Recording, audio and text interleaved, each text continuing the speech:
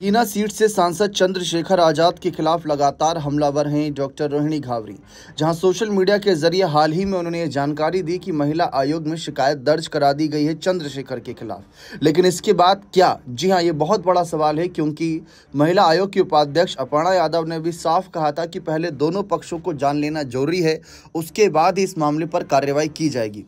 कुछ दिन बीत जाने के बाद, कुछ घंटे बीत जाने के बाद शिकायत दर्ज होने के लोगों के मन में यही सवाल है कि क्या कदम रहने वाला है यहाँ पर योगी जी की पुलिस का।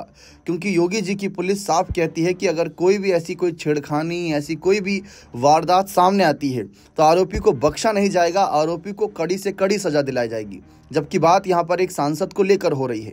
रोहिणी पर यह भी आरोप लगे कि वह कहीं ना कहीं बीजेपी की एजेंट के रूप में काम कर रही है, किसी से पैसे लेकर ये काम कर रही हैं। जबकि रोहिणी का साफ कहना है कि उनका ऐसा कोई मकसद नहीं कि किसी से पैसे लेकर किए हों, क्योंकि वो अच्छा खासा कहीं ना कहीं अर्न करती हैं स्विट्जरलैंड में, एनजीओ चलाती हैं, 8 घंटे नौकरी करती हैं, अच्छा खासा पैसा कमाती हैं। लेकिन ये सब पैसे के लिए नहीं कर रही, ये सब सिर्फ न्याय की लड़ाई के लिए कर रही हैं। चंद्रशेखर को लेकर लगातार हमलावर हैं रोहिणी घावरी। इस बीच अपर्णा यादव, जो महिला आयोग की उपाध्यक्ष, उन्होंने क्लियर कट शब्दों में कहा कि दोनों पक्षों को जान लेने के बाद ही कहीं ना कहीं आगे की कार्रवाई होगी। जबकि रोहिणी घावरी का साफ कहना था कि ऐसे अपराधी को तो जल्द से जल्द कहीं ना कहीं सजा दिलानी चाहिए, क्योंकि जो अपराध इन्होंने किया उसकी सजा भी नहीं, कहीं ना कहीं माफी भी नहीं होनी चाहिए। ऐसी बातें सोशल मीडिया पर लोग रख रहे हैं। एक पक्ष वो है जो रोहिणी को सपोर्ट कर रहा है, एक पक्ष चंद्रशेखर को, तो दो पक्षों में बट गया सोशल मीडिया पर यहाँ पर। लेकिन इस बीच नजरें अपर्णा यादव पर है। देखिए, मैं आपको बता दूं आगे कार्रवाई को लेकर क्या अपडेट है।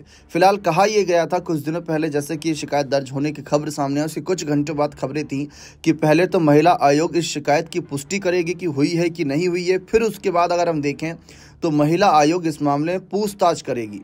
पूछताछ में अगर लगता है कुछ गलत है, किसी के पास कोई सबूतों का अभाव यानी कमी है, फिर उसके बाद यहाँ पर इस मामले में थोड़ा सा और कहीं ना कहीं डीप तक कार्रवाई की जाएगी ताकि सबूत जुटाए जा सकें।